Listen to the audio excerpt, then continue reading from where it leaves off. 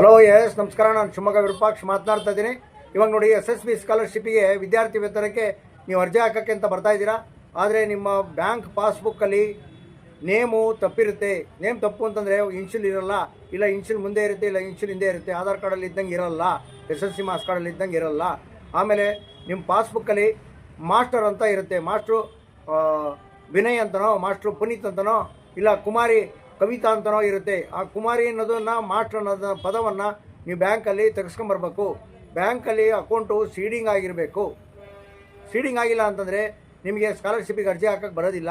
ಬ್ಯಾಂಕ್ನವರು ಅರ್ಥ ಮಾಡ್ಕೊಬೇಕು. ಬ್ಯಾಂಕ್ನವರೆಲ್ಲ ನೀವು ಈ ಥರ ಬ್ಯಾಂಕಲ್ಲಿ ಅಕೌಂಟ್ ಆಧಾರ್ ಕಾರ್ಡು ಲಿಂಕ್ ಆಗಿಲ್ಲ ಅಂತೇಳಿ ತೋರಿಸುತ್ತೆ, ಅಪ್ಲಿಕೇಶನ್ ಹಾಕೋಕ್ಕೆ ಬರೋದಿಲ್ಲ.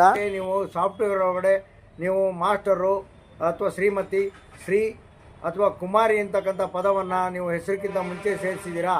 ಆಧಾರ್ ಕಾರ್ಡಲ್ಲಿ ಬರೀ ಹೆಸರಿರುತ್ತೆ, ಶ್ರೀಮತಿ, ಶ್ರೀ, ಕುಮಾರಿ, ಮಾಸ್ಟರ್ ಅಂತ ಇರೋದಿಲ್ಲ. ಬ್ಯಾಂಕ್ ಅಧಿಕಾರಿಗಳು ಇದ್ರ ಬಗ್ಗೆ ಗಮನವನ್ನು ಹರಿಸಬೇಕು. ಗೃಹಲಕ್ಷ್ಮಿ ದುಡ್ಡು ಭಾಳ ಜನಕ್ಕೆ ಅದಕ್ಕೋಸ್ಕರ ಬಂದಿರಲಿಲ್ಲ. ನಾನು ಎಲ್ಲರಿಗೂ ಸರಿ ಮಾಡಿಕೊಟ್ಟಿದ್ದೀನಿ.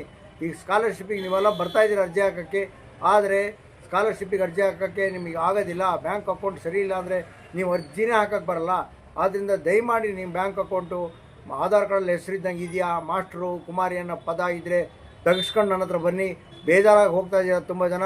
ಈ ವಿಡಿಯೋವನ್ನು ಉಪಯೋಗಕ್ಕೋಸ್ಕರ ಎಲ್ಲರಿಗೂ